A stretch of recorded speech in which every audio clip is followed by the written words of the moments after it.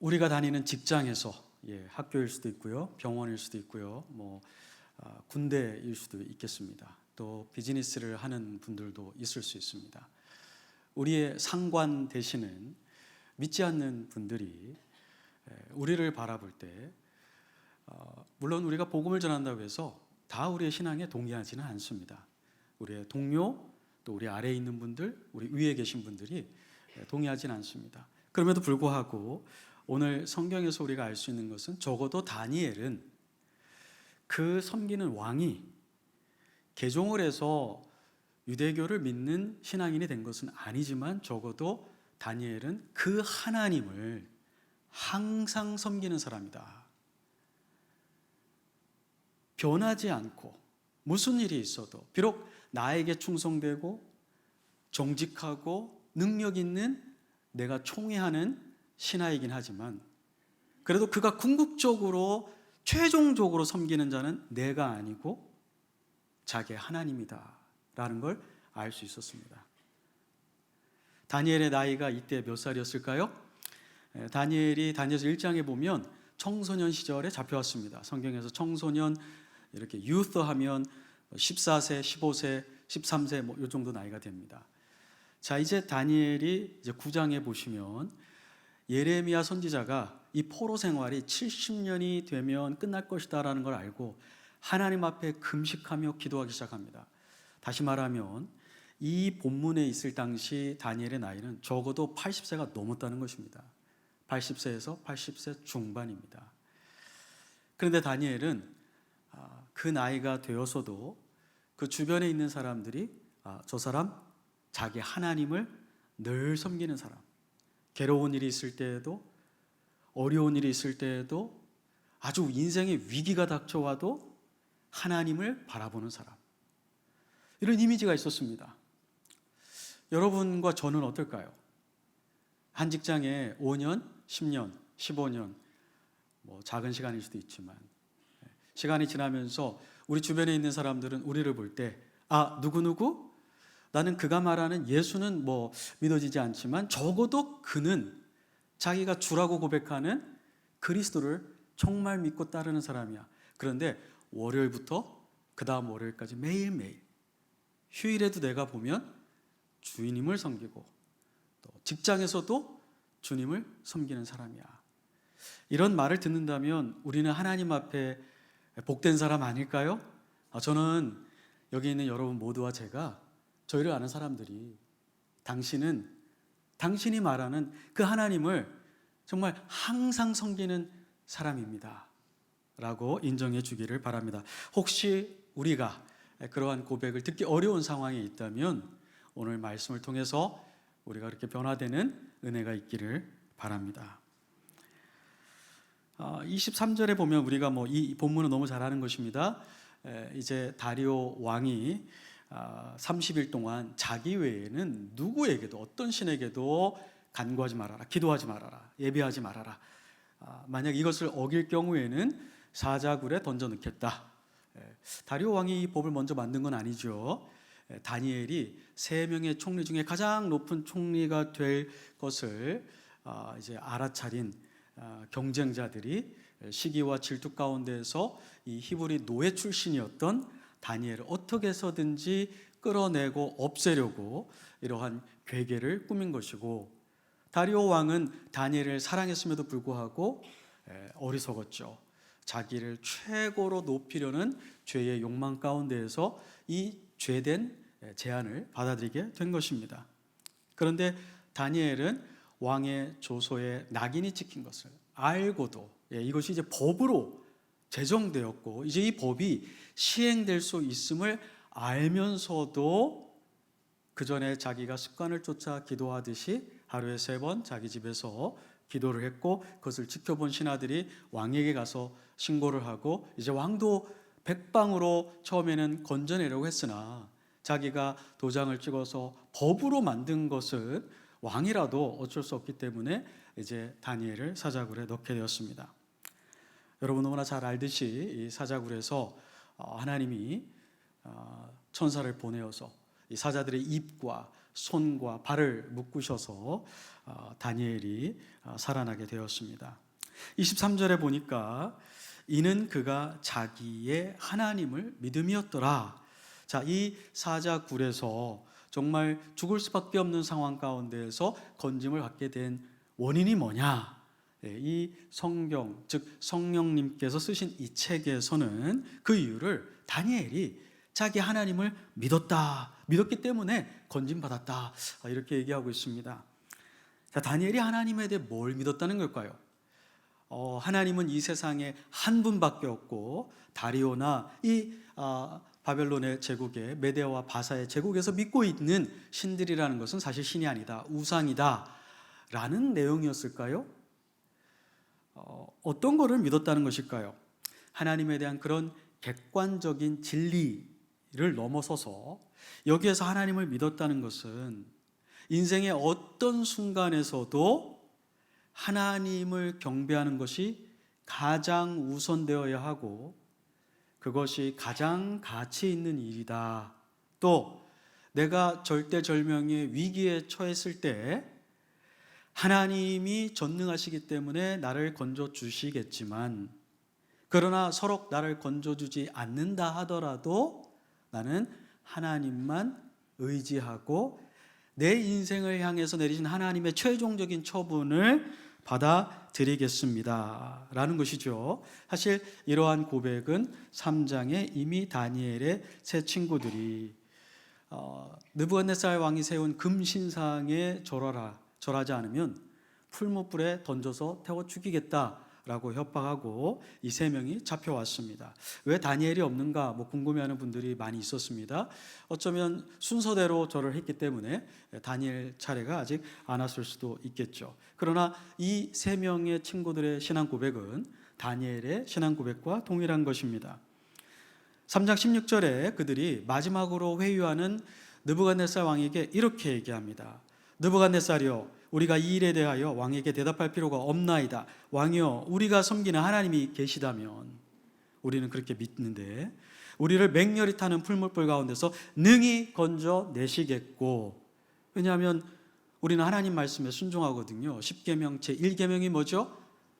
너희는 나 외에 다른 신들을 내게 두지 말아라. 두 번째가 뭐죠? 하늘이든 땅이든지 바다이든지 어떠한 새긴 우상도 만들지 말고 절하지 말고 섬기지 말라.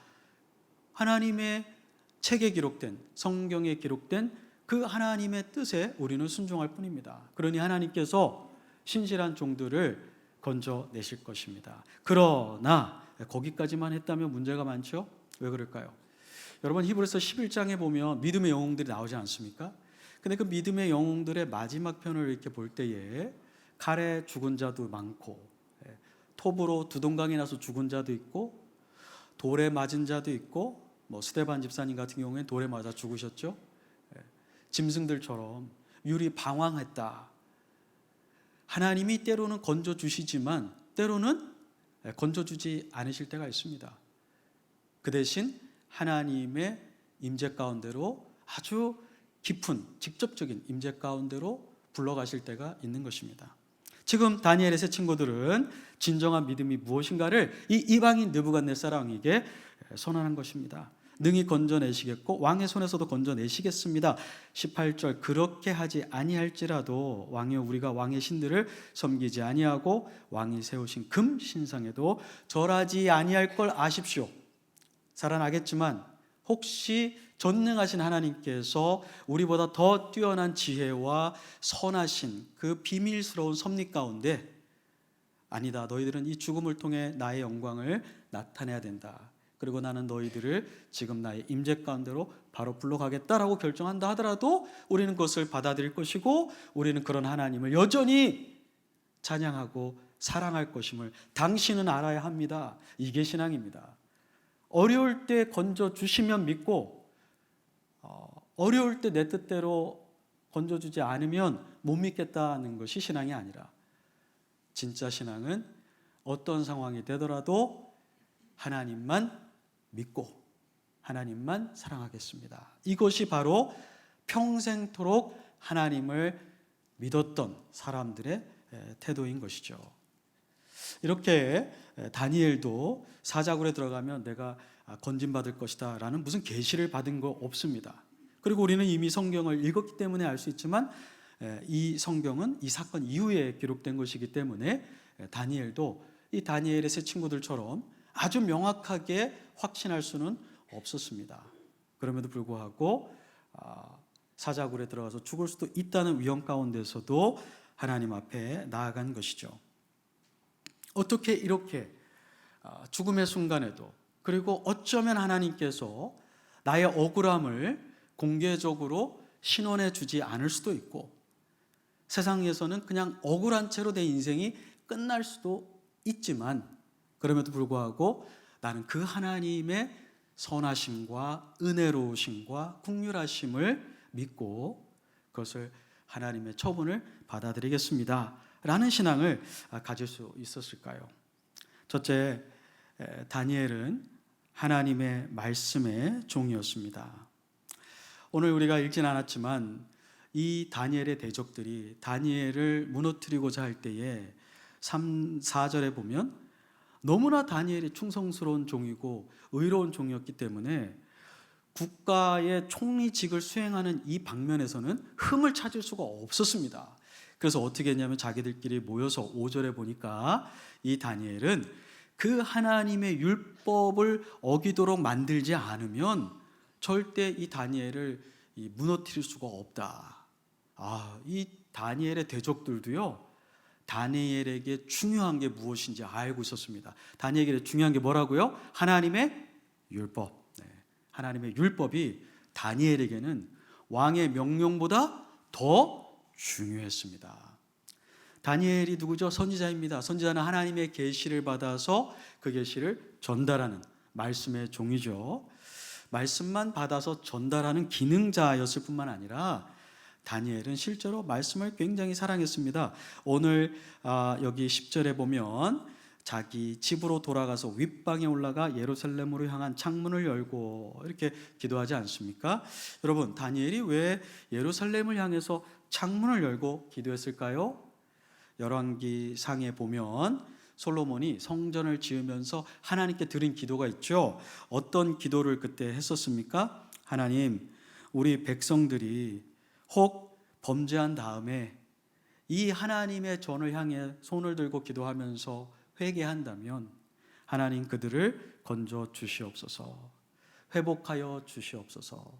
열왕기상 8장 46절과 51절에 있는 말씀인데 다니엘이 그 말씀을 읽고 믿고 있었던 거죠. 그래서 그는 창문을 열면서 예루살렘을 바라보고 기도하면서 하나님, 솔로몬이 그렇게 하나님 앞에 간구했듯이 우리의 동족들을 이제 돌봐 주시고 우리를 회개하는 영을 우리에게 주시고 부흥의 영을 주셔서 우리 민족이 새롭게 시작할 수 있도록 하나님이 약속하신 대로 될 수 있도록 우리에게 은혜를 내려 주시옵소서, 이렇게 기도했던 것입니다. 우리가 또 읽진 않았지만 다니엘서 9장 2절에 보면 다니엘이 평소에 성경을 규칙적으로 계속 읽었다는 걸 알 수 있습니다. 9장 2절에 보면 이런 말씀이 있습니다. 나 다니엘이 책을 통해, 이 책은 단수로 되어 있지만 영어와 히브리어 원문에는 복수로 되어 있습니다. 책들을 통해, 예언서들을 통해, 성경을 통해서 여호와께서 말씀으로 선지자 예레미야에게 알려주신 그 연수를 깨달았나니 곧 예루살렘의 황폐함이 70년 만에 그치리라. 이것은 역대하 36장 21절에 있는 말씀인데 이 말씀을 다니엘이 읽으면서 깨달은 거죠. 다니엘은 이토록 열왕기상하, 역대상하 이런 예언서도 읽었을 뿐만 아니라 그 이전에 있는 구약의 책들도 다 읽고 묵상하고 체득화하고 실천했던 사람입니다. 여러분, 그 왕들이 신하를 세웠지만 지금도 그렇겠지만 지금도 그런 일이 종종 있지만 고대에는 참 많이 있었다고 합니다. 높은 직위에 있는 그 신하들이 왕이 주신 권위를 사용해서 자기 이익을, 사리사욕을 채우는 것입니다. 땅도 훔치고 돈도 훔치고 권력도 자기 원하는 대로 사용하고, 그래서 왕들마다 이 부정부패 문제 때문에 골머리를 앓았다고 합니다. 그런데 다니엘이 예외였다는 것이죠. 다니엘은 어떻게 그렇게 높은 권위를 가지고 있으면서도 돈 문제와 성적인 문제와 이런 도덕적인 문제에서 깨끗할 수 있었을까요? 여러분, 구약 성경의 율법의 요약이 10계명이죠. 그 10계명에 이제 6계명부터 그 이후로 쭉 이렇게 보시게 되면 인간 관계에 대한 계명들이 나옵니다. 그렇죠? 어떤 것이 있습니까? 간음하지 말아라. 도둑질하지 말아라. 이웃에 대하여 거짓 증거하지 말아라. 이웃의 것을 탐내지 말아라. 살인하지 말아라. 이런 말씀들을 가지고 순종하며 살았기 때문에 다니엘에게는 이 10계명이 단순한 예배 드릴 때만 사용하는 것이 아니라 자기의 삶의 모든 영역에서 이 10계명대로 살았기 때문에 흠 잡힐 일이 없었던 것입니다. 또 다니엘의 친구들과 마찬가지로 오늘 이 다리오 왕의 이외에는 기도하지 말아야 된다는 이 법을 깰 수밖에 없었던 것은 아까도 말씀드렸지만 성경의 가장 중요한 법이 뭐죠? 첫 번째, 하나님만 경배하는 것입니다. 그 율법을 지키기 위해서, 사랑하는 하나님의 만족이 되기 위해서 자기의 목숨을 버릴 준비를 했던 것입니다. 이렇게 다니엘은 하나님의 말씀을 통해 날마다 자기 자신의 삶을 재조종하고 하나님 앞에서 재헌신을 했던 사람입니다. 그렇습니다. 우리가 어떻게 평생 항상 죽을 때까지 하나님을 믿는 그 귀한 믿음을 가질 수 있을까요? 그것은 항상 하나님 말씀을 가까이 하고 묵상하고 그 하나님 말씀을 내 삶의 영역에서 실천해 나아갈 때 우리 주변에 있는 사람들이 다니엘처럼 우리를 보고 당신은 정말 당신이 말하는 하나님을 늘상 섬기는군요. 휴가 때도 하나님을 섬기고 승진해서도 하나님을 섬기고 승진이 좌천되었어도 하나님을 이전처럼 그렇게 열심히 섬기는군요 라고 말하게 되는 것입니다. 말씀을 들어야 무엇이 생기죠? 믿음이 생깁니다. 네, 하나님에 대한 말씀을 들어야 우리에게 믿음이 생깁니다. 고난 중에 계십니까? 혼란스럽습니까? 두려우십니까? 지혜가 필요하십니까? 하나님의 말씀을 가까이 하시고 하나님의 말씀을 섭취하시기를 바랍니다. 두 번째로 이 다니엘이 어떻게 이렇게 늘상 하나님을 섬기는, 하나님을 믿는 그러한 사람이 되었을까요? 그것은 다니엘이 모든 상황에서 하나님께 기도하는 사람이었기 때문입니다. 우리 아까도 잠시 보았지만 10절을 한번 보시면 좋겠습니다. 우리가 10절을 한번 한 목소리로 읽겠습니다. 6장 10절. 다니엘이 이 조서에 왕의 도장이 찍힌 것을 알고도 자기 집에 돌아가서는 윗방에 올라가 예루살렘으로 향한 창문을 열고 전에 하던 대로 하루 3번씩 무릎을 꿇고 기도하며 그의 하나님께 감사하였더라. 성경 말씀이 다 중요하지만 10절에서 우리의 주목을 끄는 것은 그가 전에 하던 대로, 그러니까 지금 위기가 닥쳐와서 기도해야겠다라고 한 게 아니라는 거죠. 위기가 닥치기 전에도 다니엘은 뭘 했다는 겁니까? 하루에 3번 무릎을 꿇고 창문을 예루살렘을 향해서 열고 하나님께 간구했다는 것입니다. 하나님께 감사했다는 것입니다. 왜 3번을 했을까? 구약시대에는 아직 3번 해야 된다라는 율법은 없습니다. 다만 시편 55편 17절에 보니까 다윗이 이렇게 얘기하고 있습니다. 저녁과 아침과 정오에 내가 근심하여 탄식하리니 여호와께서 내 소리를 들으시리로다. 시편 기자가 하루에 3번 하나님께 탄식하면서 간구했다는 표현이 있습니다. 그러나 3번을 하지 않았다고 해서 율법을 어겼다, 신실하지 않다 이렇게 말할 수 있는 것은 아닙니다. 그렇지만 다니엘은 하나님 앞에 그 바쁜 스케줄 중에, 여러분 총리가 얼마나 바쁠까요? 제가 평교수입니다. 저도 학교에서 저보다 위에 계신 보직 교수님들이 계십니다. 어떤 경우에 저보다 높은 보직을 맡으신 교수님이 연락을 주셨는데 저도 너무 바빠가지고 연락이 왔다는 것조차를 모르고 연락을 좀 늦게 할 때가 있습니다. 그러면 그 교수님이 그러세요. 내가 당신보다 더 바쁩니다. 맞아요. 그 처장님이 저보다 더 바쁘고요. 총장님이 저보다 더 바쁘시더라고요. 예. 총리는 얼마나 바쁠까요? 정말 바쁜 사람입니다. 결제해야 될 거, 책임져야 될 거, 가봐야 되는 것 너무너무 많습니다. 그런데 이 바쁜 와중에 다니엘이 3번이나 시간을 내어서 하나님께 기도했는데 이것이 그의 습관이었다는 것입니다. 이것이 굉장히 중요합니다. 물론 신앙생활을 습관으로 하는 것이 좋지 않은 면이 있습니다. 그냥 예배당도 습관으로 와서 기도도 습관으로 그냥 외운 거 앵무새처럼 읊조리고 성경 공부할 때도 옛날에 배웠던 지식을 그냥 습관적으로 내뱉고 이런 것은 우리에게 하등의 유익이 없습니다. 그러나 성경은 습관을 그렇게 부정적으로만 보지 않습니다. 특별히 여러분 예수님을 보시면요, 누가복음 22장 39절, 누가복음 22장은 이제 예수님께서 십자가에 달려 돌아가시기 바로 직전입니다. 그 직전에 제자들과 마지막 만찬을 하면서 베드로에게 내가 3번 나를 부인할 거다, 그리고 너희들 다 나를 버리고 배반할 거다, 이렇게 말씀하시고 나서 이제 감람산으로 가셔서 이제 찬양하고 기도하는 그 장면이 나옵니다. 그래서 이렇게 말하고 있습니다. 예수께서 나가사 습관을 따라 감람산에 가시매, 기도하러 가셨거든요. 습관을 따라 기도하러 가시매 제자들도 따라갔더라. 예수님도 이제 인생의 가장 중요한 순간, 그리고 가장 어려운 그 순간이기 때문에 기도해야겠다 이런 것이 아니고요. 원래부터 예수님은 어떻게 하셨어요? 습관대로 저녁에 기도하시고 밤늦도록 기도하시고 새벽 미명에 기도하셨어요. 그것이 그분의 습관이었습니다. 여러분, 이런 습관은 귀한 것입니다. 우리를 살리는 경건의 습관은 우리에게 필요한 것입니다. 우리의 육체의 소욕을 통제할 수 있고 우리의 육체의 연약함에도 불구하고 하나님께 나아가도록 만들어주는 우리의 본능의 일부분이 된 이 거룩의 습관은, 특별히 기도의 습관은 반드시 필요한 것입니다. 어떤 상황에서도 하나님을 섬기고 하나님을 기쁘시게 하고자 하는 주의 백성들마다 이 습관적인 기도가 본성의 한 부분이 되어야 합니다. 이 다니엘을 절대절명의 이 위기의 순간에서 지켜준 것은 바로 위기 때문만은 아닙니다. 여러분, 어떤 인생의 위기가 닥치면 저 사람이 회개하고 주님께 돌아오겠지.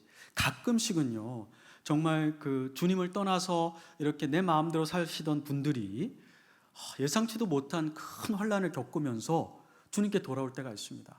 그리고 저도 저의 친족 중에 또는 저의 교회의 형제자매 중에 그렇게 콧면에도 안 듣는데 어쩔 때는 막 그런 마음도 생겨요. 주님, 저가 정말 돌아올 수만 있다면 좀 어려움이 있어서라도 정신 차리고 정말 의지하고 있는 모든 거 다 내려놓고 정말 주님밖에 바라볼 수 없게 된다면, 차라리 그렇게 해서라도 주님께 돌아올 수 있다면 그렇게 되면 좋겠습니다 라는 말이 나올 정도로 그럴 때가 있습니다. 그리고 그렇게 돌아오는 분도 있죠. 그러나 여러분, 위기 때 전부 다 신앙이 그렇게 경건해지던가요? 그렇지 않습니다. 많은 경우에 위기 때 실패하는 사람도 많습니다. 위기 때 있던 그 작은 믿음마저도 내려놓는 사람도 많습니다. 그러면 무엇이 다니엘을 그렇게 바꿔놓았을까요? 위기가 저절로 우리에게 경건한 사람이 되게 만드는 건 아니라는 것입니다. 위기가 저절로 우리에게 믿음을 가지게 하는 것은 아닙니다. 위기는 평소에 믿음을 가지고 하나님께 나아가고 하나님의 뜻에 순종하는 게 습관이 되어 있던 사람에게 그 내면적인 믿음의 진정성이 더 드러나게 분명하게 알려지도록 하는 기회가 되는 것이 바로 위기입니다. 위기가 왔다고 해서 무조건 다 좋아지는 게 아니라는 것입니다. 그런데 우리 인생에는 위기가 있지 않습니까? 위기가 있습니다. 죽을 뻔한 위기도 있고 망할 뻔한 위기도 있고 법적으로 얽매여가지고 정말 너무나 괴로운, 한두 달도 아니고 몇 년씩 끄는 법정 시비가 있어서 삶의 힘이 떨어지는 그런 아주 힘든 상황도 있습니다. 그런 상황이 과거에 있었을 수도 있고 앞으로도 누군가에게나 올 수 있습니다. 어떻게 우리가 그런 상황에서 극복할 수 있을까요? 지금부터, 바로 이 시간, 그리고 우리의 삶의 현장에서 평온할 때, 성공할 때, 바로 그때에도 하나님 앞에 나아가는 이 기도의 습관이 있어야 하는 것입니다. 여러분, 예수님은 어떤 분이셨습니까? 예수님은 하나님이십니다. 그의 신성이 있으신 분입니다. 그럼에도 불구하고 그분은 자신의 육신을 어떻게 하셨어요? 기도하는 데 내어놓으셨습니다. 그렇다면 우리는 얼마나 더 기도해야 될까요? 기도를 몇 번, 하루에 몇 번 하느냐, 또는 기도를 한 번 하면 얼마나 많이 하느냐, 이것도 중요합니다. 그런데 더 중요한 건 기도 시간이 언제인가, 이게 더 중요합니다. 기도 시간이 있으세요? 라고 질문했을 때 머뭇거린다면은 기도가 습관이 아니라는 거예요. 나는 한번 기도하면 뜨겁게는 합니다. 그것도 중요합니다. 귀한 거죠. 뜨겁게 기도하는 것도 열심히 열렬히 오랫동안. 그러나 그것이 반복적이고 규칙적이지 않다면 습관이 아니라 일회성이라는 걸 얘기하는 거죠. 한번 자기 자신에게 질문해 보세요. 나는 기도하는 시간이 언제지? 다니엘은 3번 있었습니다. 몇 시인지 모르지만. 그러나 또 여러분 사도행전 3장 1절에 보면 초대교회 사도들도 가정에서 모였지만 3장 1절에 성전에서 제사 지내는 제9시, 오후 3시거든요. 그때 가서 다 함께 기도했습니다. 그러니까 이렇게 정기적으로 하루에 기도하는 시간이 있었다는 거죠. 우리 모두에게는 바로 이런 시간이 있어야 합니다. 아무리 어려워도 기도하는 시간을 지켜야 합니다. 아무리 기뻐도 휴가까지 왔는데 무슨 기도 시간을. 너무 기뻐도 기도를 못 하시더라고요. 그 기쁨에 이렇게 취해가지고 좋은 일이 생겨서 파티하자고 전화는 하는데 그 순간 무릎 꿇고 하나님께 기도는 못 하시더라고요. 그리고 그 저녁에 너무 기뻐가지고 영화 보러는 가도 기도 시간을 이렇게 놓치더라고요. 근데 항상 하나님을 섬기는 그 믿음이 어디서 나오느냐? 매사 항상 하나님께 습관적으로 기도하는 사람에게서 그런 믿음이 나오는 것입니다. 우리 서로 격려해서 그러한 기도의 사람들이 되시기를 바랍니다. 마지막으로 다니엘은 어떻게 이렇게 늘상 하나님을 섬기는 이 믿음, 나이가 80 중반에 가서도 변하지 않고 더 강력해진 이 믿음, 저는 우리 여기 계신 모든 분들이 다니엘처럼 오래도록 건강하셔서 하나님의 일을 하시는데 귀하게 쓰임 받으시길 바랍니다. 육체적으로도 강건하시고 또 육체적으로 어려울 수는 있지만 정신적으로는 건강하셔서 하나님 앞에 그 뜻을 분별하시고 기도하심으로 하나님 나라의 역사가 이루는 그런 증인들이 되시기를 바랍니다. 근데 그 중에 한 가지 더 필요한 게 뭐냐면 하나님의 주권에 나를 온전히 맡기는 것입니다. 내 인생에 대해서 하나님이 설계하신 그림을 그대로 받는 것입니다. 바꿔달라고 요청하는 것이 아니고 하나님의 결정, 내가 알지 못하지만 내가 혹시나 원하지 않을 수 있지만 하나님이 이 길이 너를 위한 길이다 하시면 알겠습니다 주님, 내가 그 길을 걸어가겠습니다 라고 우리 예수님처럼 3번 기도했지만 내 뜻대로 마옵시고 아버지의 뜻대로 하옵소서. 또 사도 바울도 자기 육체의 가시가 없어지기 위하여 3번 기도했지만 주님께서 나의 은혜는 내가 약할 때 더 강해지는 것이니까 더 이상 기도하지 말아라. 사도 바울은 어떻게 했습니까? 알겠습니다 주님, 내 이 육체의 가시를 주신 걸 감사하게 여기고 내가 더 주님 의지하며 살겠습니다. 이제 그렇게 했죠.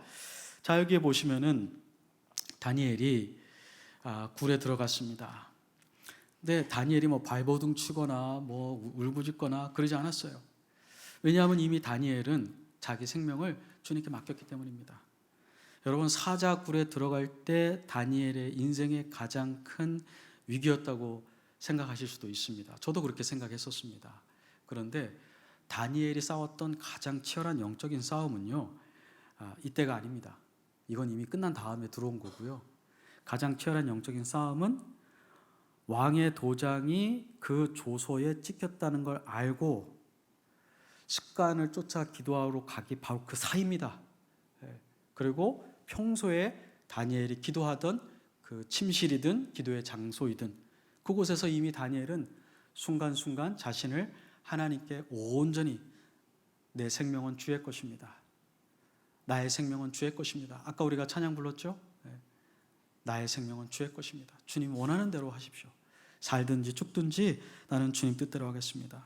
로마서 14장 7절 8절에 바울이 로마 교인들에게 이렇게 얘기합니다. 우리 중에 누구든지 자기를 위해 사는 자가 없고 자기를 위하여 죽는 자도 없다. 우리가 사나 죽으나 누구를 위해서요? 그리스도를 위해서. 그렇기 때문에 사는 것도 죽는 것도 우리에게는 유익한 것입니다. 어차피 사는 것도 하나님이 오늘 이렇게 살아라 해서 주신 것이고, 하나님이 나를 불러가신다면 하나님의 뜻이 이제 완성되었고 하나님의 영광을 이룰 수 있는 길이 마지막으로 내가 그분의 정하신 뜻을 믿음으로 받아들이는 것이기 때문에 하나님이 그렇게 부르신다면 아멘, 내 것을 받겠습니다 라고 하는 것이죠. 이러한 믿음을 다니엘이 가지고 있었는데요, 22절에 보니까 나의 하나님이 이미 그의 천사를 보내어 사자들의 입을 봉하셨으므로 사자들이 나를 상해하지 못하였사오니 이는 나의 무죄함이 그 앞에 명백함이오며. 얼마나 놀랍습니까? 하나님이 사자를 보내서 천사를 보내서 사자의 입을 막아주셨대요.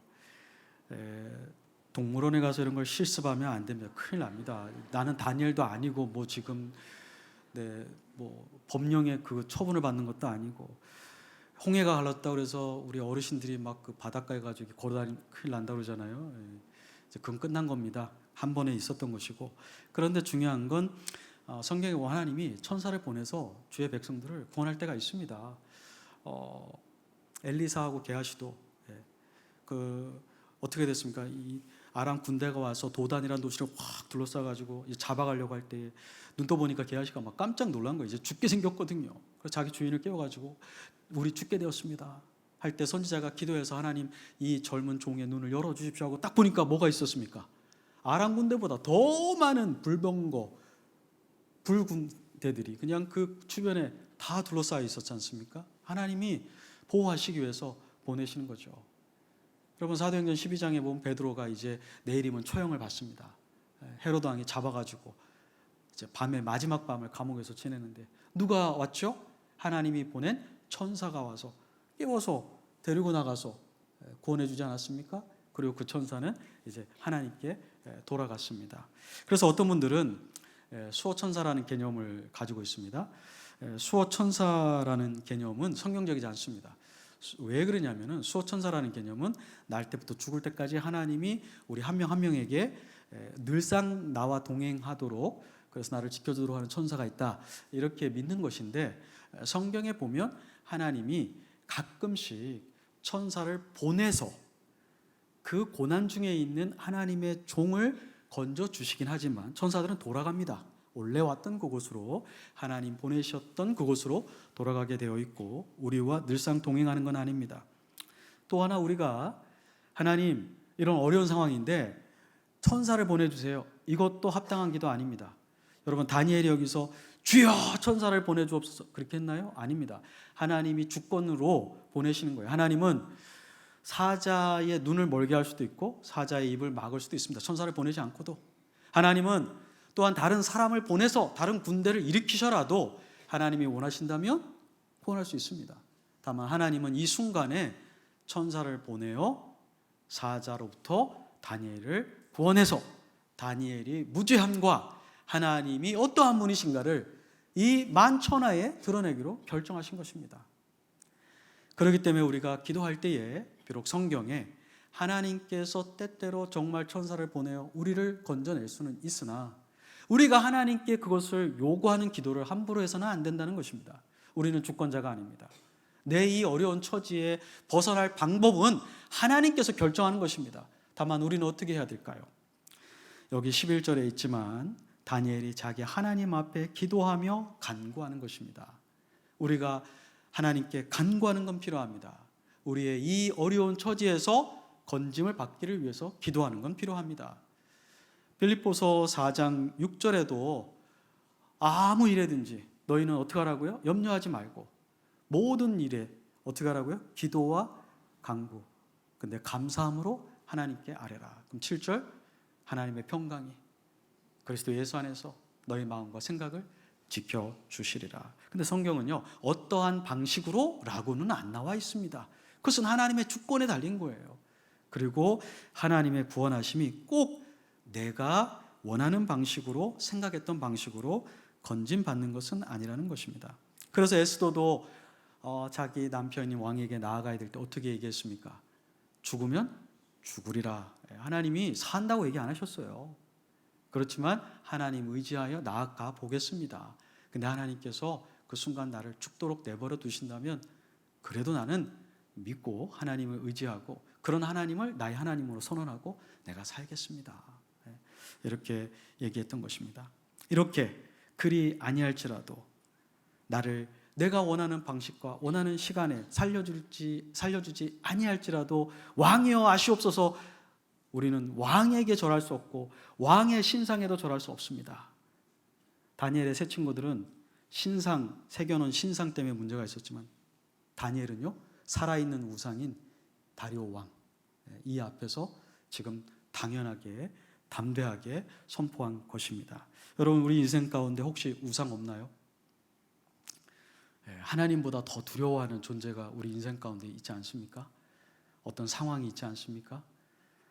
다니엘처럼 하나님만이 나의 하나님이시고 나는 어떠한 순간에도 어떠한 상황에서도 하나님의 결정대로만 살겠습니다 라고 기도하여 항상 하나님을 섬기는 믿음의 소유자 되시기를 바랍니다.